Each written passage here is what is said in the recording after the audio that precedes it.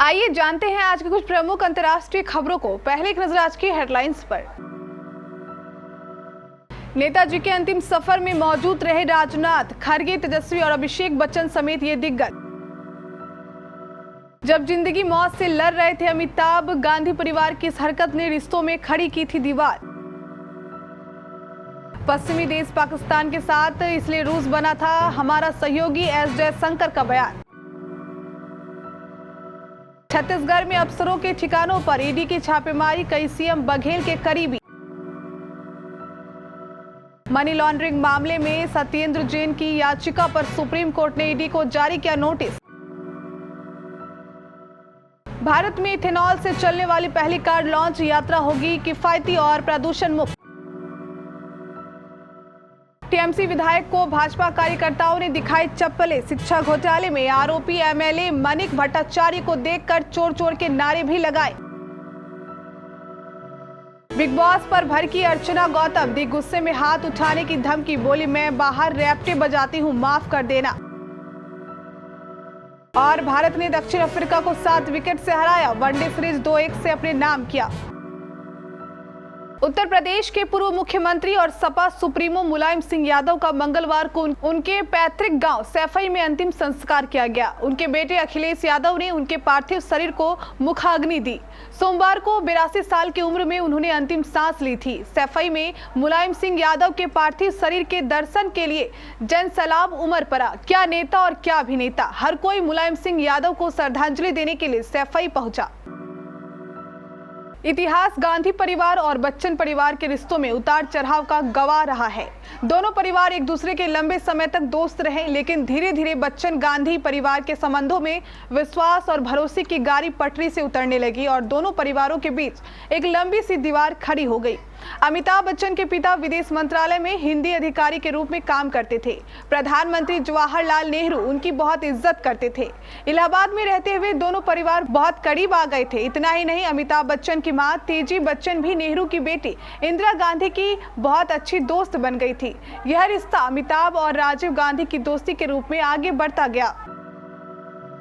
भारत के विदेश मंत्री एस जयशंकर ने सोमवार को कहा कि भारत के पास पर्याप्त मात्रा में सोवियत और रूसी मूल का सैन्य साजो सामान है। उन्होंने इसके लिए भारत के प्रति पश्चिमी देशों की नीति को जिम्मेदार ठहराया है। उनका कहना है कि पश्चिमी देशों ने दक्षिण एशिया में एक मिलिट्री तानाशाही को पार्टनर बनाया था और कई दशकों तक भारत को कोई भी पश्चिमी देश हथियार नहीं देता था। ऑस्ट्रेलिया के विदेश मंत्री पेनी वोंग के साथ एक प्रेस वार्ता में जयशंकर ने कहा कि भारत और रूस के बीच रिश्ते भारत के हितों को बेहतर ढंग से साधते हैं। छत्तीसगढ़ की राजधानी रायपुर समेत प्रदेश के कई शहरों में सुबह से प्रवर्तन निर्देशालय की छापेमारी चल रही है।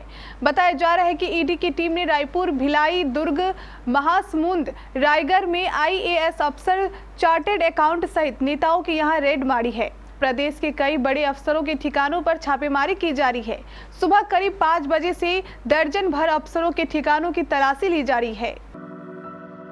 दिल्ली सरकार के मंत्री सत्येंद्र जैन की याचिका पर सुप्रीम कोर्ट ने प्रवर्तन निर्देशालय को नोटिस जारी किया है। अब इस मामले की सुनवाई 31 अक्टूबर को होगी। दरअसल मनी लॉन्ड्रिंग मामले को दूसरे जज के पास ट्रांसफर करने के खिलाफ सत्येंद्र जैन ने सुप्रीम कोर्ट में याचिका दाखिल की है और दिल्ली हाई कोर्ट के फैसले को चुनौती दी है।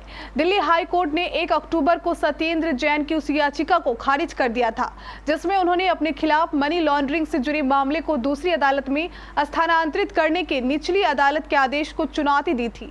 पीठ ने कहा था कि सवाल उस न्यायाधीश की ईमानदारी का नहीं है जिसके पास से मामला स्थानांतरित किया गया था, बल्कि विरोधी पक्ष के मन में आशंका का है।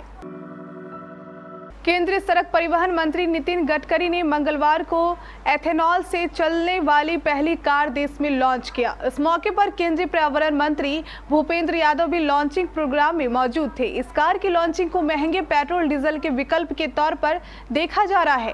पेट्रोल डीजल के दाम लगातार बढ़ रहे हैं, जिससे लोगों की जेब पर बोझ बढ़ रहा है। इसी वजह से केंद्र सरकार एथेनॉल को पेट्रोल डीजल के विकल्प के रूप में लाना चाहती है। पश्चिम बंगाल शिक्षक भर्ती घोटाले में टीएमसी विधायक मनिक भट्टाचार्य को गिरफ्तार करने के बाद ईडी ने बैंक साल कोर्ट में पेश किया। कोर्ट में पेशी के दौरान भाजपा कार्यकर्ताओं ने मानिक को चप्पलें दिखाई। कार्यकर्ताओं ने इस दौरान चोर चोर के नारे भी लगाए। शिक्षक भर्ती घोटाले में ईडी ने पार्थ अर्पिता के बाद तीसरी बड़ी गिरफ्तारी की है। घोटाले के वक्त भट्टाचार्य शिक्षा बोर्ड के अध्यक्ष थे। भट्टाचार्य को 29 सितंबर को सुप्रीम कोर्ट से गिरफ्तार में राहत मिली थी। उस वक्त सीबीआई उन्हें गिरफ्तार करना चाह रही थी, जिस पर भट्टाचार्य कोर्ट चले गए। कोर्ट ने अगले आदेश तक सीबीआई से उन्हें गिरफ्तार नहीं करने के लिए कहा था। बिग बॉस 16 में दूसरे हफ्ते में ही कंटेस्टेंट एग्रेसिव होते नजर आए। बीते एपिसोड में सालिन भनोट को कैप्टेंसी टास्क के दौरान धक्का मुक्की करते देखा गया। सालिन ने अर्चना को धक्का दिया था, जिसके बाद अर्चना भड़की और उन्होंने एक्टर पर एक्शन लेने और उन्हें शो से निकालने की गुहार लगाई। अर्चना की बात को बिग बॉस ने सुना। सालिन के खिलाफ एग्रेसिव होने पर एक्शन भी लिया, मगर सालिन को घर से नहीं निकाला। सालिन को सजा दी, जिसके अनुसार जब तक कि बिग बॉस हाउस में रहेंगे कैप्टन नहीं बन पाएंगे। दूसरा, बिग बॉस ने सालिन को 2 हफ्तों के लिए नॉमिनेट भी किया, मगर अर्चना सालिन भनोट को मिली इस सजा से खुश नहीं है। वे सालिन पर बड़ा एक्शन चाहती है, इसलिए अर्चना बिग बॉस से नाराज हो गई है। भारत ने वनडे सीरीज के तीसरे और आखिरी मैच में दक्षिण अफ्रीका को 7 विकेट से हरा दिया है। इसके साथ ही भारत ने सीरीज 2-1 से अपने नाम की है। दिल्ली के अरुण जेटली स्टेडियम में भारत ने टॉस जीतकर पहले गेंदबाजी का फैसला किया था और दक्षिण अफ्रीका ने भारत के सामने 100 रन का लक्ष्य रखा। टीम इंडिया ने 19.1 ओवर में 3 विकेट खोकर यह लक्ष्य हासिल कर लिया। टीम इंडिया ने अपने घर में दक्षिण अफ्रीका से 12 साल बाद वनडे सीरीज जीती है।